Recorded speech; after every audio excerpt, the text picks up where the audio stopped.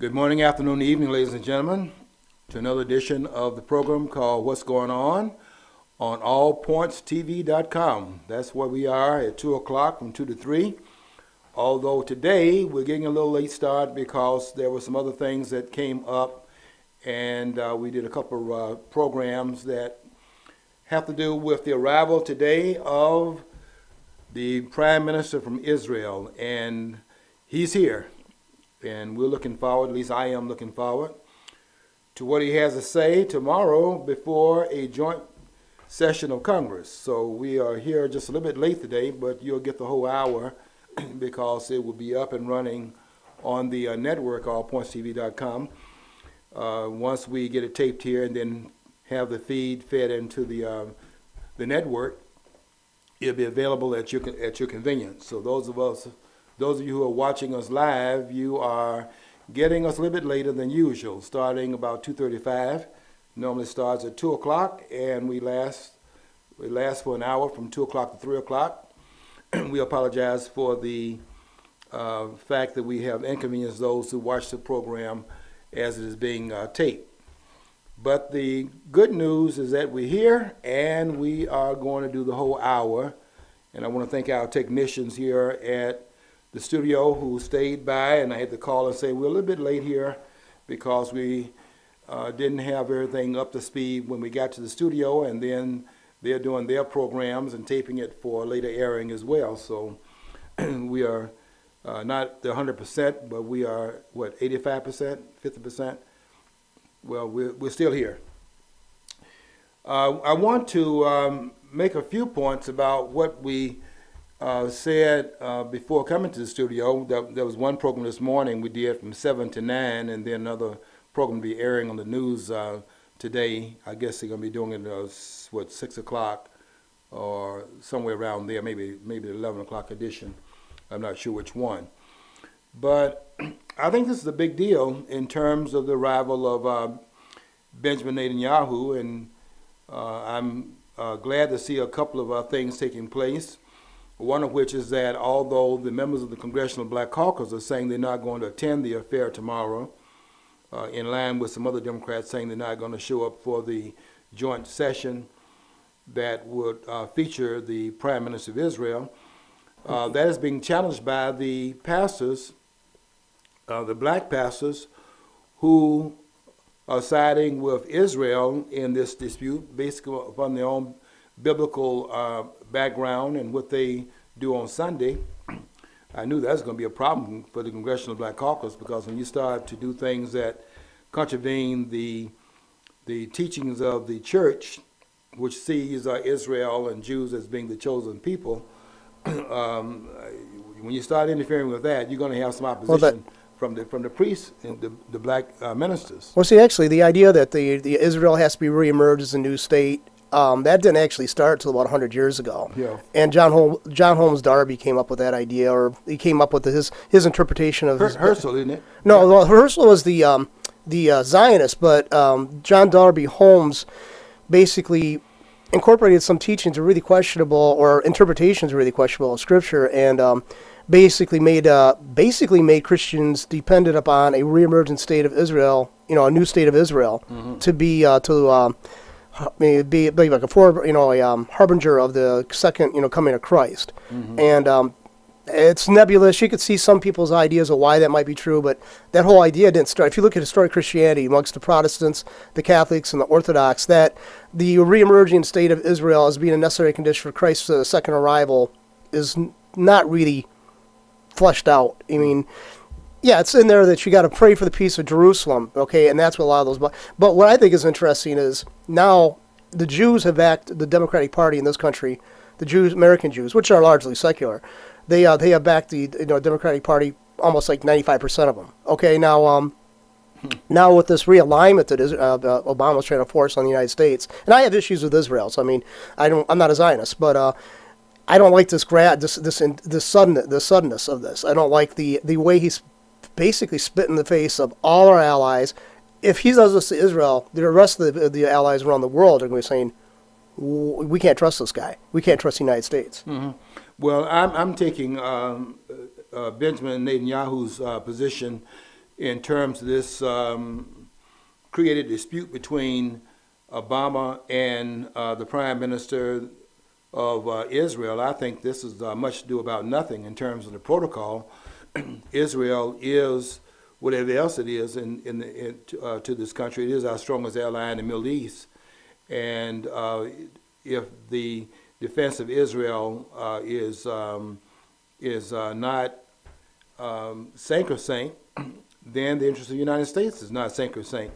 We've already overthrown two governments that stood in the gap. No matter how we felt about the human rights record, the fact that it was standing in the gap otherwise, and to overthrown both of them. I'm talking here about Egypt's president, Hosni Mubarak, and Gaddafi. Both of these were strong men, and nobody's going to deny that they were not your Sunday school teachers type in power. But I don't know how you can be that kind of a leader in the Middle East, given its background and given its democratic, where there's no real history of democratic rule in those places. You've had these strong men in leadership in those countries. And one of the things you could say about, I say a lot of good things about Hosni Mubarak, because he came in 1981 in the aftermath of his predecessor, Anwar Sadat, being assassinated for having signed the accords with Israel in 1977, during Jimmy Carter's first year in office. And those accords that went into effect in 1979 officially, for which both Menachem Begin and Anwar Sadat got the Nobel Peace Prize in 1978. The accords being signed in 77, but officially becoming part of the official record of both countries in 1979. But the year in between those two, the signing of the accords and the officially embracing of the agreement, both of them got a Nobel Peace Prize in 1978 for the courage it took for them to sign that accord. Certainly on Anwar Sadat's part, in terms of him being the first Arab leader that came out of the Arab alliance and signed the accord, that took a major amount of courage to do that, and Sadat paid for it with his life. And I believe that he knew, but everybody on the inside said that he knew that he was signing his own death warrant. He had to know it, because that was a no-no. I make parallels with that, as I did last week when I was talking about the Malcolm X event. Malcolm X knew what he was doing when he stood up there on the 15th of February, a week before his assassination, and things he said in this speech that they call there's a worldwide revolution. When Malcolm made the comments he made at the Audubon Ballroom on the 15th of February, after his house had been bombed that morning, Malcolm knew what he was putting into motion there, and he actually said so. He said, "I know what I'm setting in motion here," and he was setting in motion. He spoke against the Nation of Islam himself, right? That was a death warrant. Yeah, because I mean, the Nation of Islam is not mainstream Islamic world. It's not Quranic Islam either. No, it's not Quranic Islam, but to them, to the ones that was in the Nation of Islam, their brand of it, Elijah Muhammad was the prophet. Now you can't say that over in Mecca; they cut your head off. But over here in this dispensation of Islam, the way they were practicing it here, which had mostly Christian roots in it than anything else, because that's where they had gotten their membership from, was those that were former Christians that joined Islam based upon how it was being taught under Elijah Muhammad's tutelage. But yeah, when Malcolm made those comments, it had the same dire consequences that it would have if you said anything about the prophet of Islam as is understood in Mecca and other parts of the Middle East. And so when Sadat did what he did, he had to know.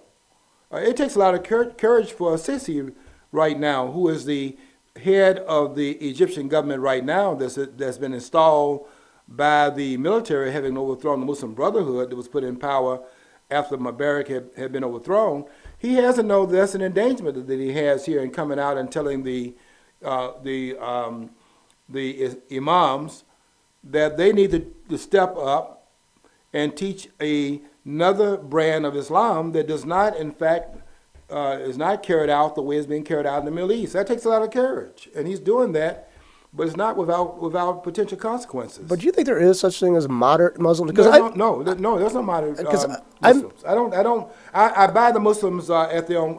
I take them at their own word when they said that there's only one Islam, and this idea that there's radical Islam, I don't accept that there's a radical Islam. Well, see, my point my friends made too, and I think it's a good one. It's like, yeah, they're moderate until they see that they can actually get away with it, and then they're gonna. Let's face it, the average white person when they came into this country, started killing the natives off. They probably didn't want to kill the natives off, but they didn't shrug away from the fact that now they got this open land after the military went through and exterminated the Indians. They didn't turn away from using that land, and that's what I think is bizarre about all these ethnic groups now coming in from another country, throwing that in my face as a white guy. You killed the Indians. I went, okay. But now you want to come here and use the property that my family got through ill-gotten gain by killing people. You have no problem trying to use that too. You mean you have no problem coming here? We're the ones that did the dirty work, but you're just saying if you're taking advantage of the dirty work being done, you're just as guilty, in my opinion. Yeah, that question there about the settlement of the country, that has been, I think the best answer that I've seen, that explain what really happened as opposed to what we are saying happened. Is they're trying to act like we had Thanksgiving and then the Pilgrims fell upon the Indians and showed a mockery of the friendship that had been shown around 1622, 1623, when the Native Americans had come to the rescue pretty much of the settlers because of the arrival of the Pilgrims in 1620. And they're having tried what amounted to socialism, and when the storehouse was empty of food and all the other, and then we had the Native Americans filling the void, and they act like after they got from the dinner table in what would be called Thanksgiving, giving thanks that they had some rescue, which really would have been Thanksgiving would have been the fact that we're thankful for having arrived here safely, because not all of them that started out on that trip from Europe came here and survived it. Some did and some didn't. And so they gave thanks that they had safe travel, those who were able to arrive. And you could talk about different Thanksgiving, but this idea that they fell upon the Native Americans after the Native Americans had been beholden to their arrival and doing all these wonderful things they never had is not true of history. And I think De Souza has done a good job of explaining what really happened in his film that he did on America, where he explained what happened, which was the same thing happens whenever the population comes in contact with a population more vulnerable as far as diseases are concerned. And nobody talks about the Asians wiping out the European population in the bubonic plague. But that plague comes about because of the trade between Asia and Europe, and the rodents on those boats that came into Europe, and the infestation was such, they wiped out Europe's population. Nobody talks about that being a Holocaust, but that's what happened. But when it comes to the Native Americans, all of a sudden they were just the Gatling gun. They gave them the Gatling gun. And how would that take place in the early 1600s when the Gatling gun wasn't created until 1890? I mean, go read the poem by Hilaire Belloc, who said in 1890, no matter what happens, we have got the Maxim gun and they have not. And that's a poem in 1890 that's dealing with the colonial period. It's not dealing with the period back in the 1600s. We'll explain what happened back in that time period. That's about the disease that was brought here that the European settlers had an immunity to, and the European settlers had an immunity that the Native Americans didn't have. And that's really what happens when populations come together. They want to act like the settlers were mowing down the Native Americans and all of that. They see it in terms of 1876 with Chief Joseph of the Nez Perce tribe, the Pierce Nose tribe, and they see what happened there. Well, that's a whole different thing that's going on there. And that has nothing to do with the numbers of persons that have been wiped out through the diseases. This is a later situation here, and that's 300 years later after the arrival that occurred. We're talking here about that would have been the 1876. And with the Trail of Tears on the Andrew Jackson, that's 1831. So we're not talking about that. We're talking about something that happened prior to that. And that's not these events we're talking about later on. Besides, if you look at it too, the Lakota Indians talked about in their songs and their traditions, talked about the people who occupy that land that they're in, like the Dakotas, and how they butchered them. And they sang great songs about that. So how is that any different? Other than we have the means of the weapons, better weapons, the outcome is that people died because they occupied property we wanted. So when we do it, it's worse of a sin than somebody else using Stone Age tools does it. I don't make it. To me, it's like the outcome is the same. So how can that be any different? You know? Yeah, and the outcome, of course, the outcry of the left is very selective in terms of what they crowd about. Anytime they can crowd about various things that indict the West, they're willing to do that. They're quiet and everything else. I don't think they would be quiet. They would have been quiet in 1994 in Rwanda. You know, the genocide that happened there, where they had 800,000 persons that were killed over the course of 100 days.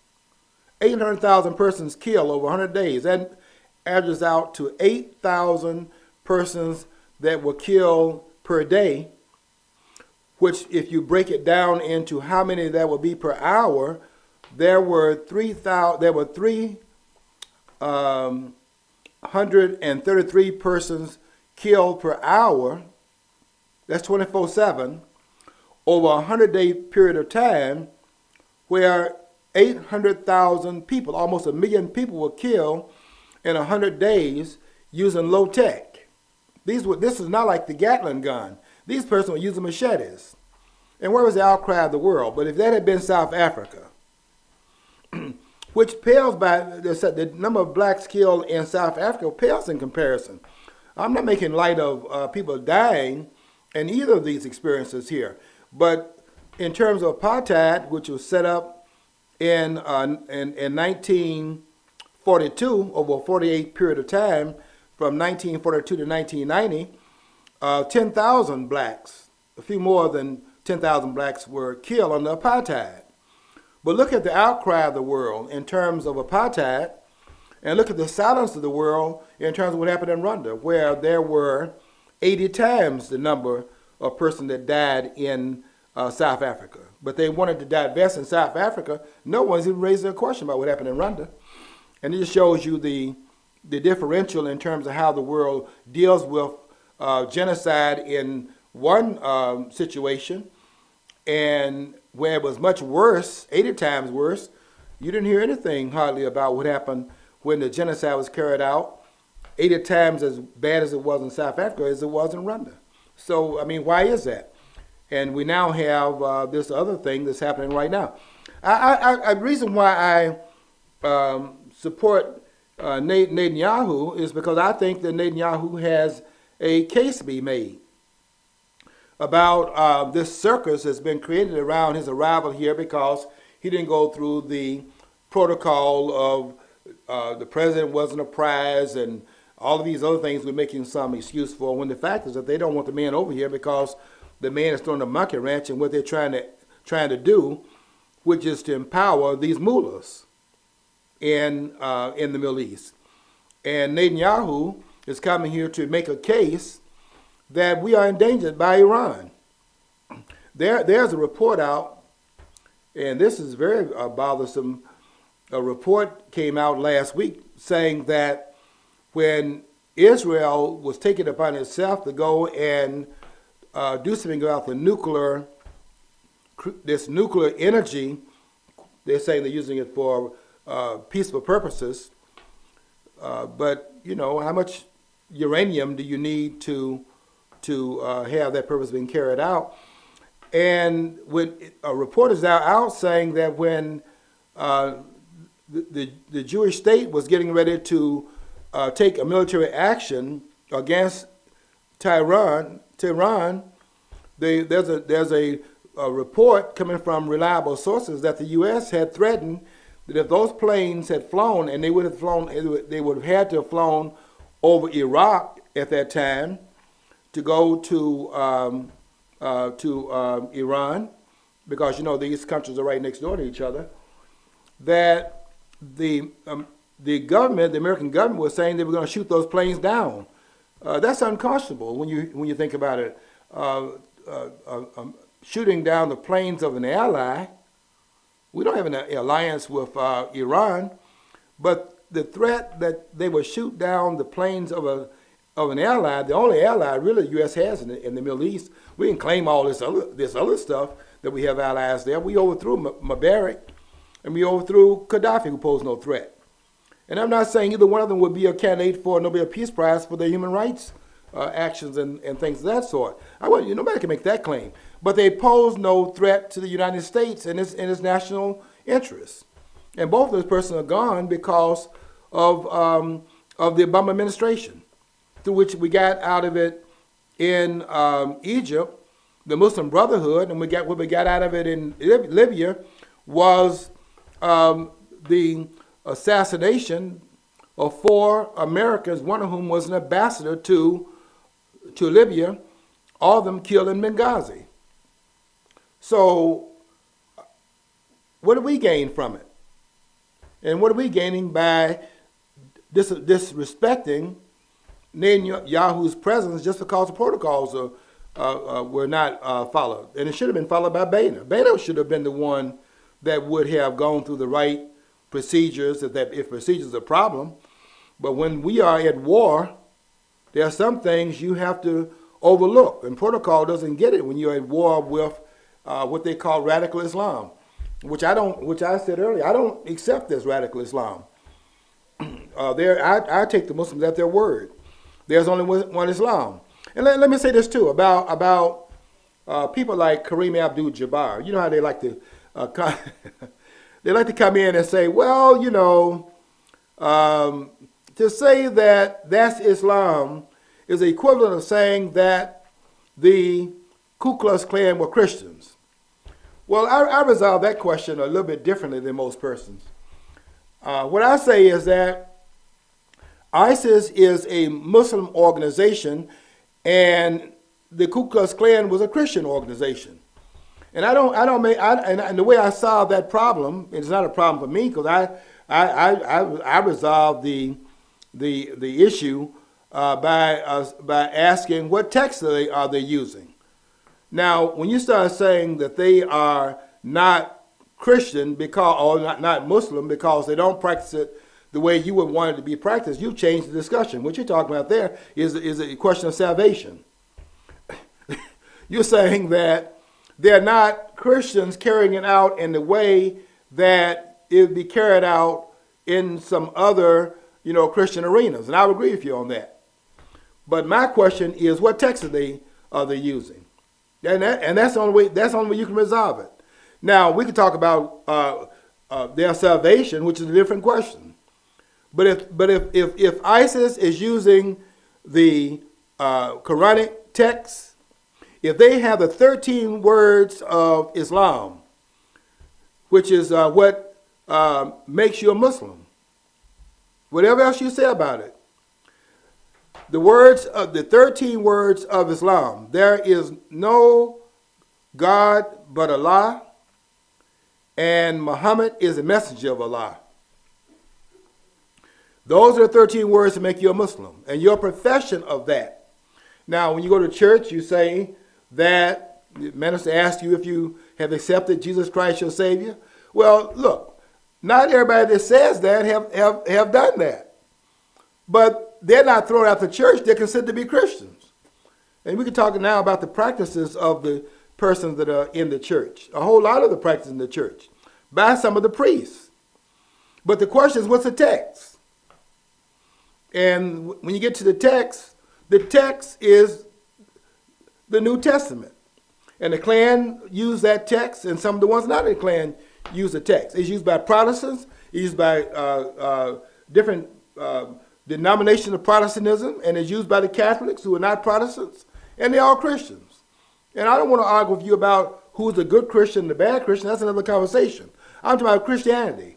And so when you have people like Kareem Abdul-Jabbar saying, well, they're not anymore Muslims, talking about ISIS and Al-Qaeda and Hezbollah and Hamas and the Muslim Brotherhood and all the rest of the groups. They are Muslims.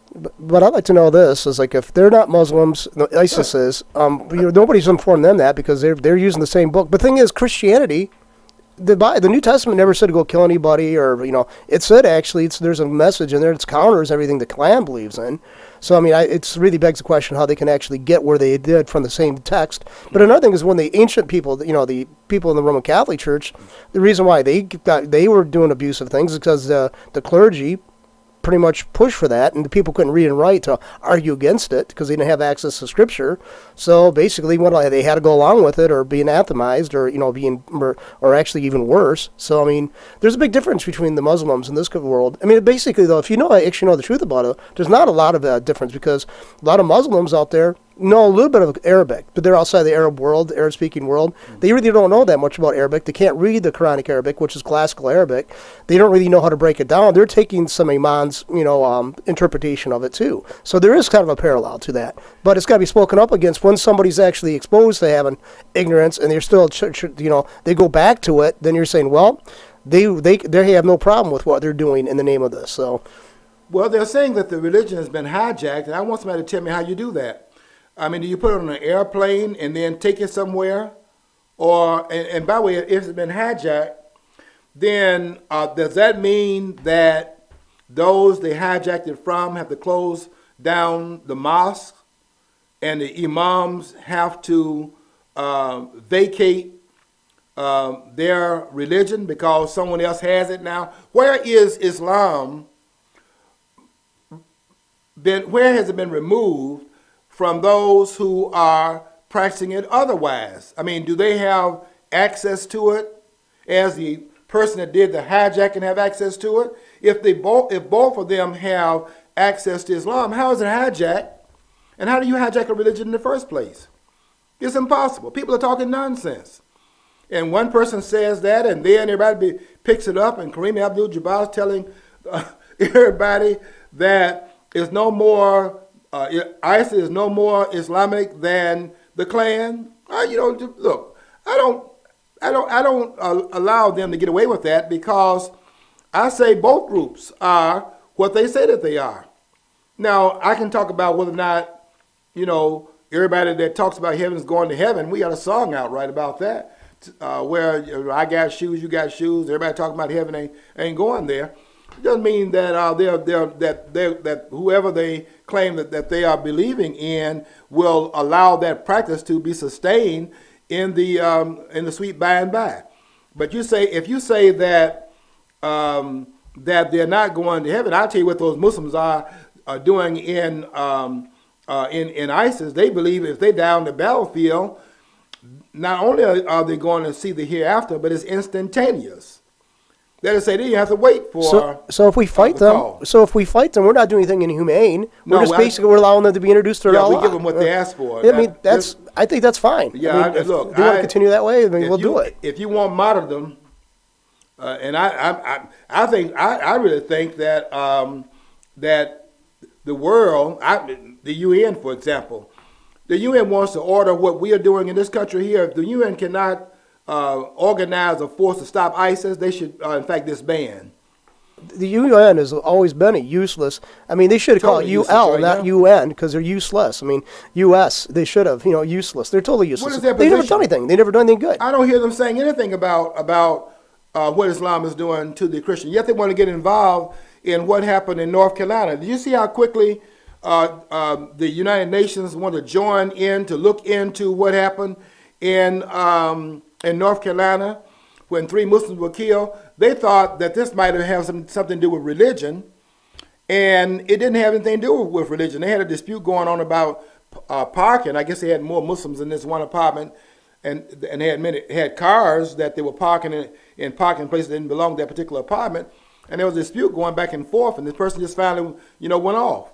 Well, the UN got concerned about that, but I have not heard the UN saying anything about these Christians in these red jumpsuits that they are being set on fire and burned alive by ISIS. Where's the outcry about that? It's like we have kind of inured ourselves, kind of, insulated ourselves from the outcry about what Islam is doing.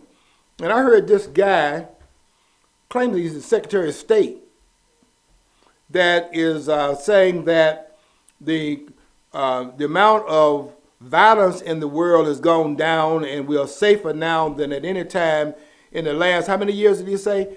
And now he's backing down from it, saying, well, he's talking about the last 100 years. So I guess you can say that, yeah, that we've been safe at some point over the last 100 years, particularly if you're talking about World War I and World War II. But to say that we are more safe right now and that ISIS is not a threat to the United States is nonsense. They're cutting off people's head because they're Christians. And we have a whole lot of Christians over here, don't we? And they pose a threat to people here. They pose a threat to people in Europe. But they're playing that down and saying that the threat has been minimized. It's certainly not being minimized through anything that they're doing. And we have to be real here about this. This is a real threat that ISIS is posing. And if they got 30 to 50,000 soldiers in ISIS, and the world can't stop ISIS, there are 182 plus nations in the world. Some say 195. I've counted 182 nations myself. And so if there's more than that, that means even more persons can be brought to the forum to deal with this crisis. You know, it's going to be bad because Egypt sent troops into Libya to take care of the people that are killing the Christians there. Yes. And the Coptic Christians themselves in Egypt were being harassed by the government of Egypt. So if they're willing to step in and try to stop the slaughter of Coptic Christians, who they also persecute themselves, that's a telling statement, because Egypt, I don't know if you know this, but Egypt, the Muslims in Egypt basically said the Coptic churches can exist, but say if one falls into disrepair, they're not allowed to repair their churches, they're not allowed to build new churches.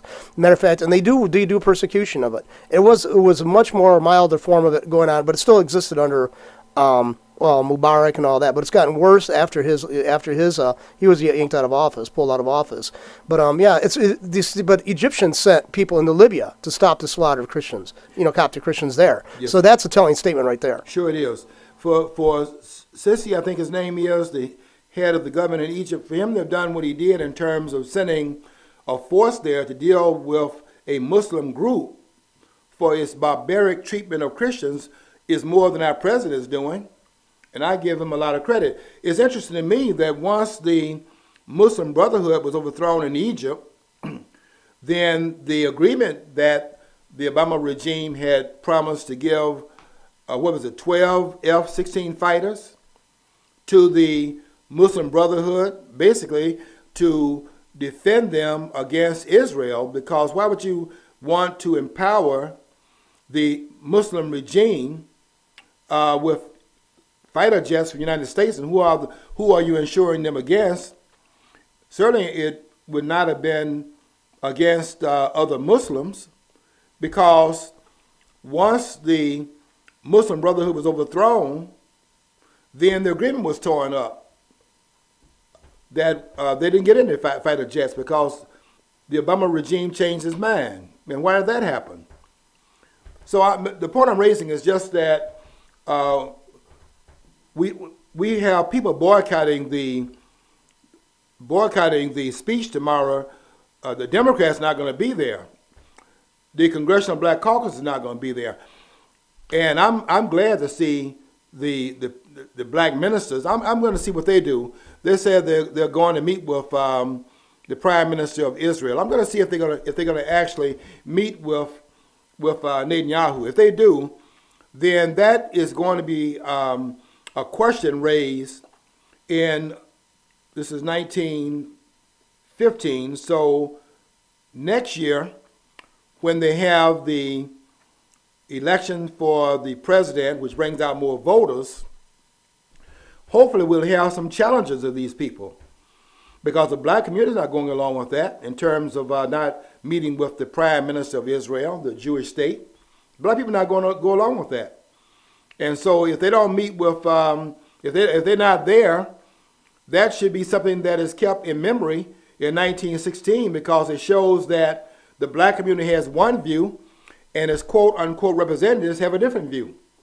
And I wrote about that before coming to the studio this morning. Well, before coming to the studio, wrote it this morning, before going to the first of the two events I went to, and that was I was raising the question of who they speak for anyway. Who does the American government speak for? I'm not convinced that the American government speaks for the American people. I don't see any evidence of that. What I see is the American government speaking for the people that the political elite in Washington. The American government does not go along with what is happening in Washington, D.C. They don't go along with taking over the health care of this country, but they did it anyway. They told them they wouldn't do it, and they did it. And they don't go along with taking over the internet, which they just did last week as well, and have not even told the Congress what's in the policy that they had. You know why? This is not even having to pass a bill in order to see what's in the bill, because no bill was passed. This was done by bureaucrats. And they didn't even go through Congress to get it done. Even members of Congress don't know what's in the bill.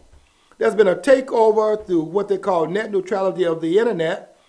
And even members of Congress, don't forget, these are people we send up to Washington that we elect. And I agree they're not worth two dead flies, but at least we voted for them. And they had nothing to say over the taking over the internet, because it's taken over inside of the executive branch of government, which bypassed Congress. How did that happen? How did that happen? That this is bad enough to pass a bill in order to see it. We have to pass a bill to see what's in the bill, and that was Obamacare, and there was a takeover of the internet, and it wasn't even passed by the Congress, who might have to pass it in order to see what they pass. They didn't pass it. This was passed by bureaucrats. And they have not even shared with Congress what's in the which is in the FCC now getting ready to regulate the internet.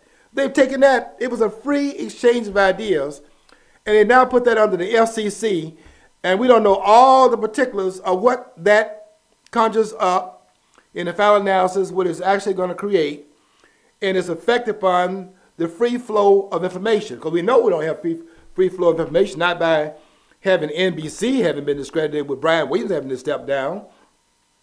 And now we have them taking over the network that you and I were able to talk to each other without interference on the part of the government. They've taken that over right now. And then do it through Congress. I mean, what is this that we're dealing with in this country?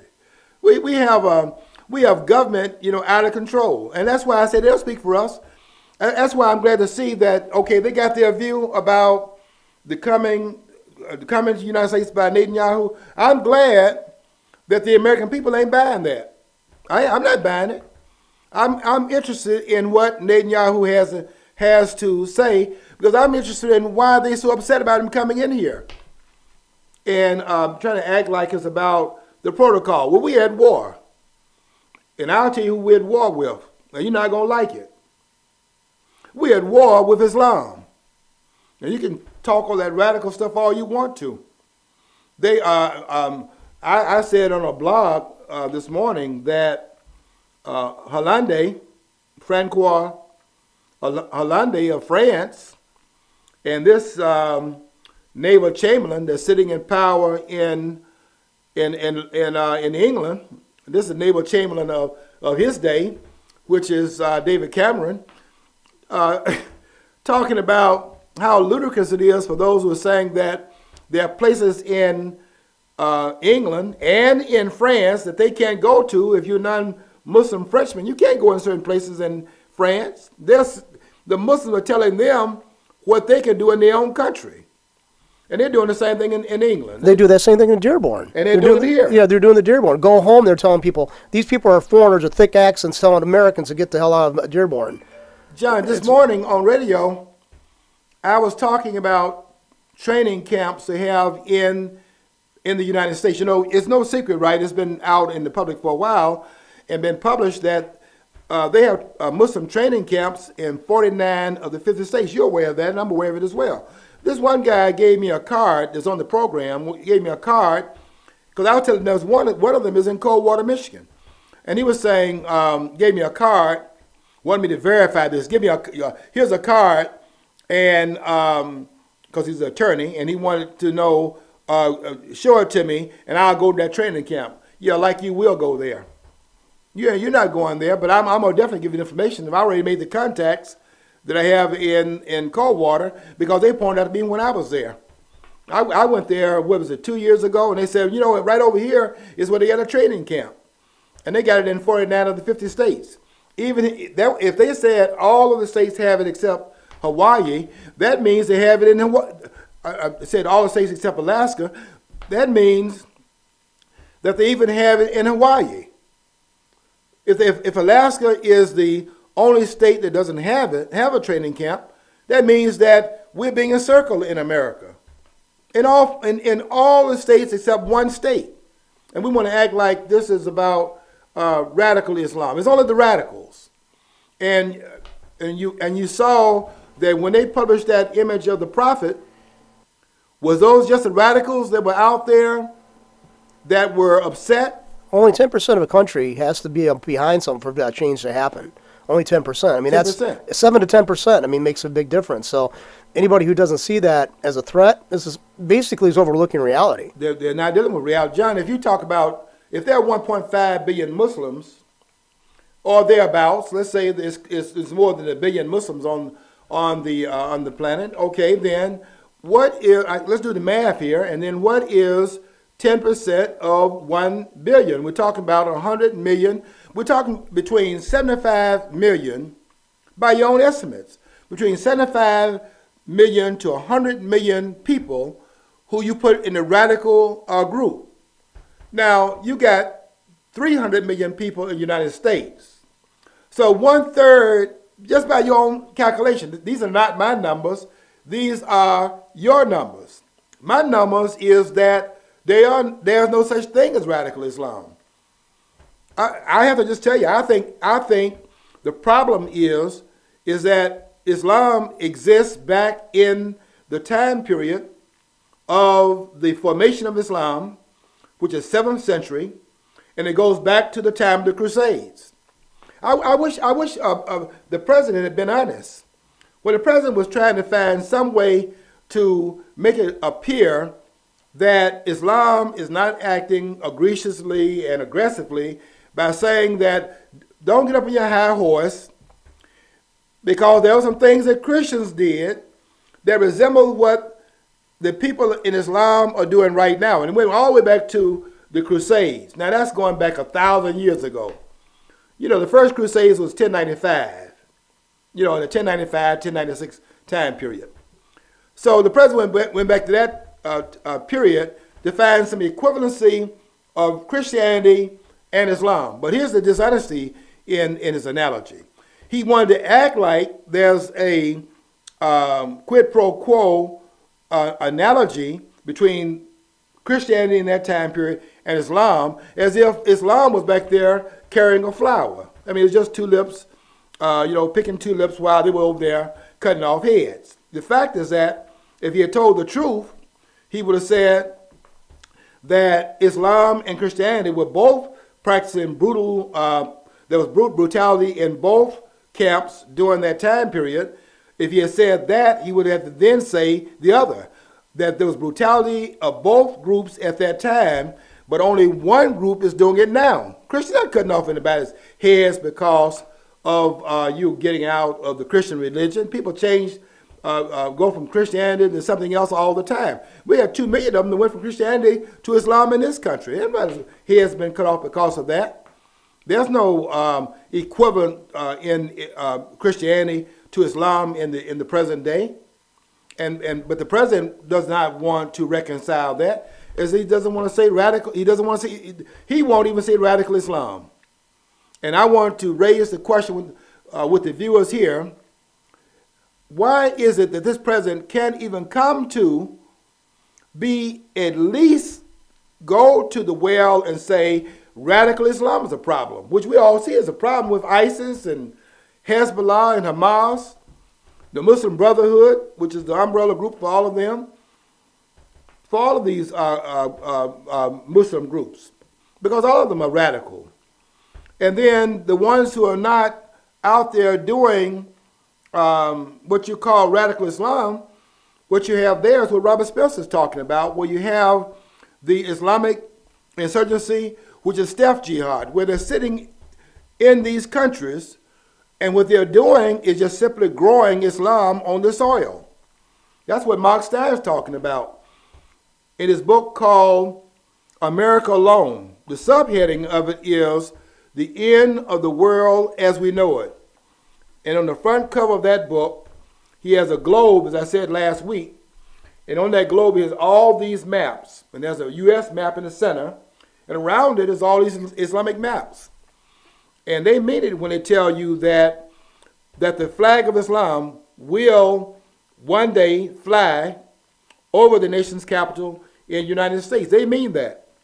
And if we're not aware of it, and if we're not smart enough to understand that you're practicing political correctness, while they are very focused on using your political correctness to gain a foothold.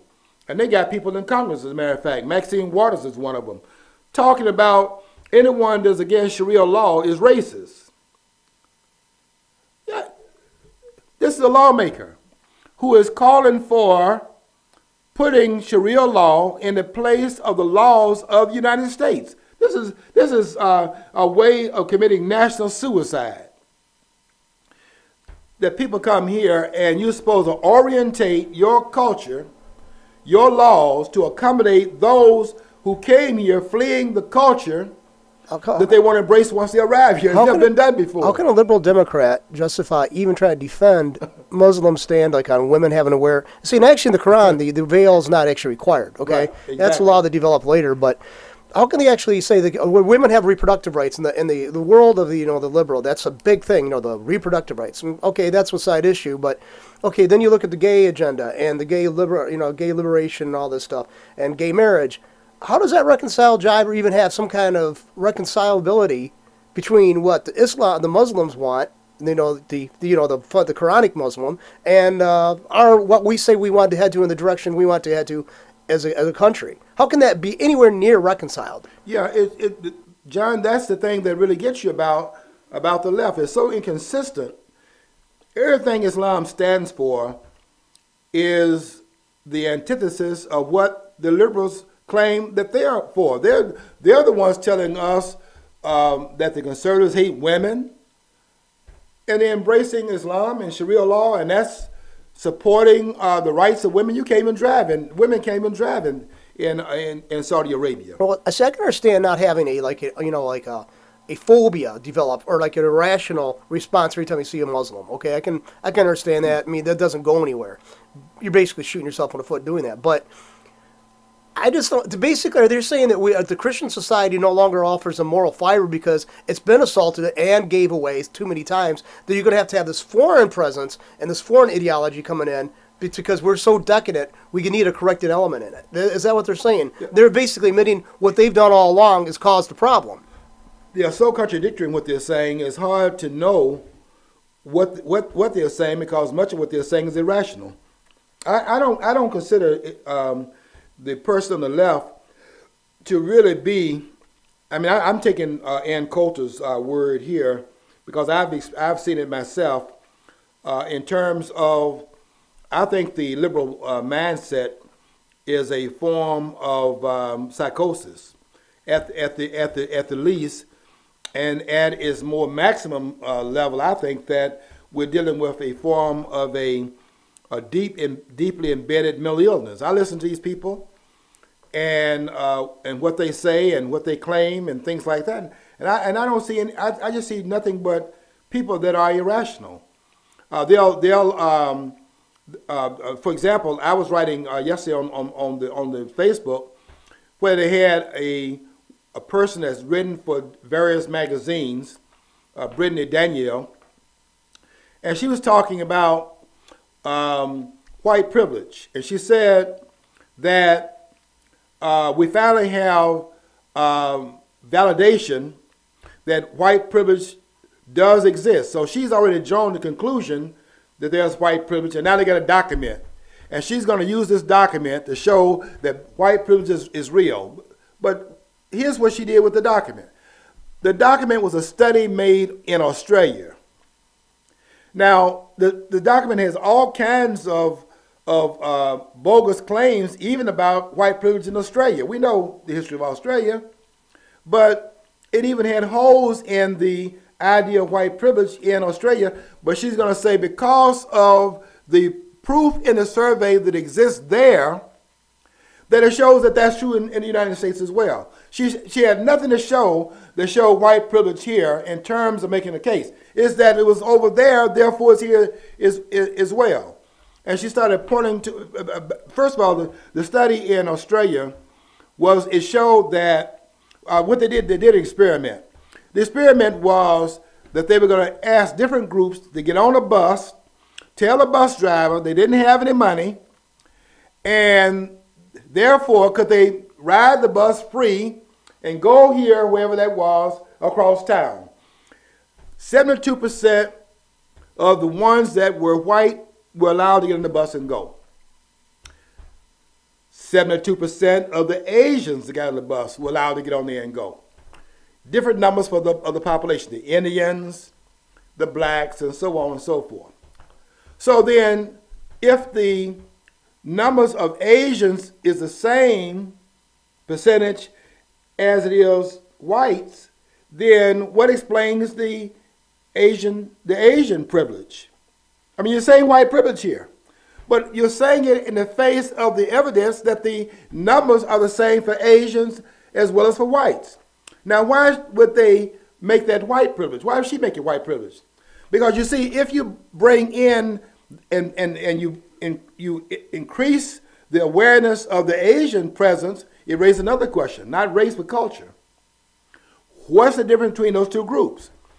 And they do the same thing over here. They say that blacks have borrowing power from banks at a lesser rate than whites. Whites can borrow money easier than blacks. Okay, I grant you that's true. But what you leave out of it is that Asians borrow money, and it's easier for them to borrow money, easier for them to do so than whites in the country. So now you get to, if you bring that in, you'll say then whites are not only discriminating against blacks, but whites are discriminating against each other. So what they do is talk about the difference between blacks and whites, leave out the difference between whites and Asians, as if that statistic doesn't exist.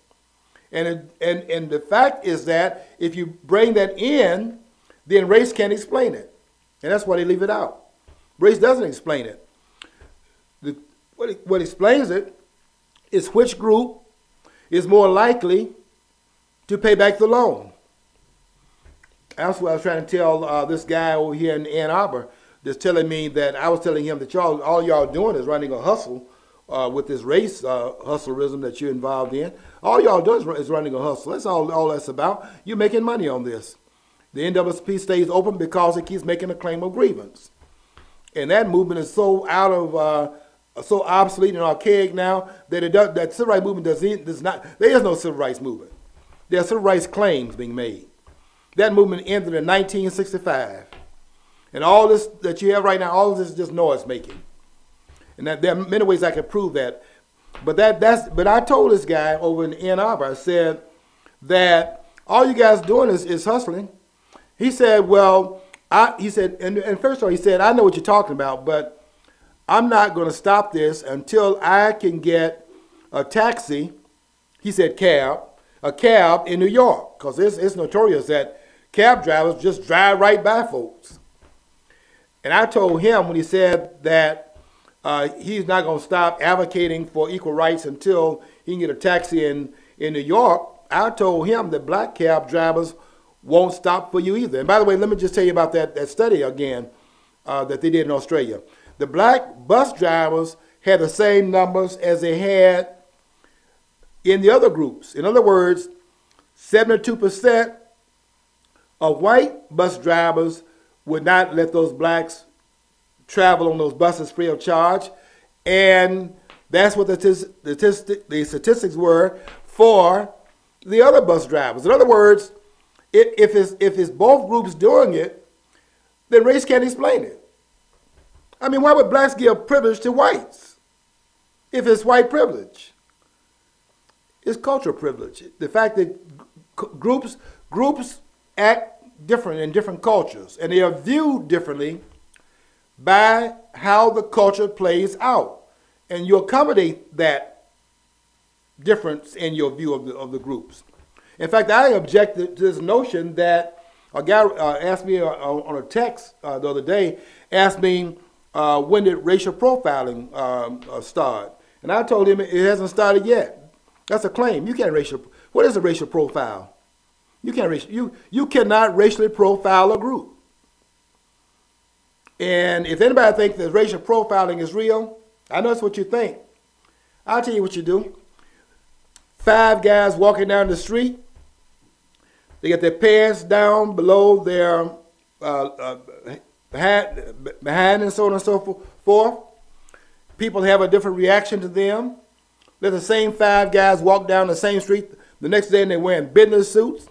And I guarantee you that the profiling will be different. In both cases, they're black folks. So why would the profiling be changed? Because there's no racial profile. What's a profile for a race that has in it Clarence Thomas and Jesse Jackson, for example? What's the racial profile of that group?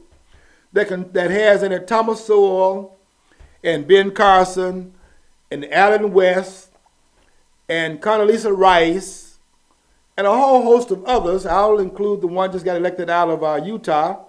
If they racial profile her, she wouldn't have got elected because the profiles would be that black folks are X, Y, and Z, and there aren't but 5 blacks in Utah.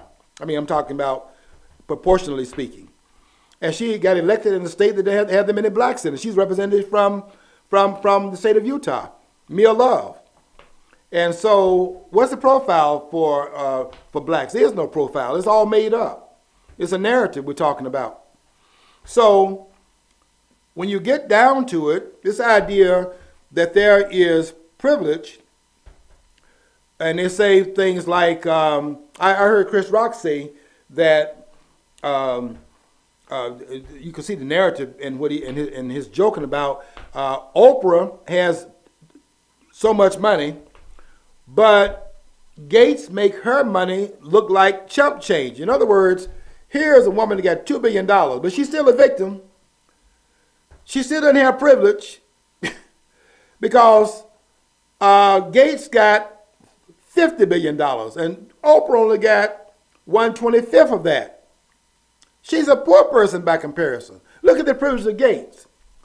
And I have to tell you that if that is your complaint, if your complaint that privilege is that you only got $2 billion and the other person got $50 billion, then we need to have, we need not talk about privilege if that's the differential between the two. And you're going to make an argument that Oprah should have Gates' money. Well, did Oprah do what Gates did? Well, look at Patricia Arquette the other day. She said something about pay inequity, in the film industry. She's worth $23 million. Her brother is David Arquette, I think it is only worth $18 million. He's a male and she's a female. She's got obviously more money. So that her own argument falls by the wayside. Okay, she'd been in more movies maybe, but then again, unions were capable of that though too. They would actually they used to try to tell me about this pay gap years ago, and I went, a lot of these people were working for with places that were unionized. So their own union, which they were paying to be represented by, was allowing this to happen, which is more egregious than the company trying to get away with it, I think. But well, if there was this privilege that they talk about male privilege, but if you had male privilege, if that really was true, and they explain the differential between the income that men have and the income that women have, and they're performing the same job, then men should be unemployed and only women would be employed. Because what the businesses are trying to do is make the greatest profit for the company and for the shareholders that they can make. Businesses have to grow the shareholders' interests. That's what profits are about. And if the women are getting paid less, the employment rate of women should be higher, and the men's unemployment rate should be lower, because you can't do what you do in government, where if you make a mistake and you're not efficient and you're not profitable, you can go into the taxpayer's pocket and extract money out of his pocket, which is what they're doing with Proposition 1 coming up on May the 5th. And I ain't voting for it because I think we've given politicians enough about money. Let them grow their efficiency rate like they do in businesses.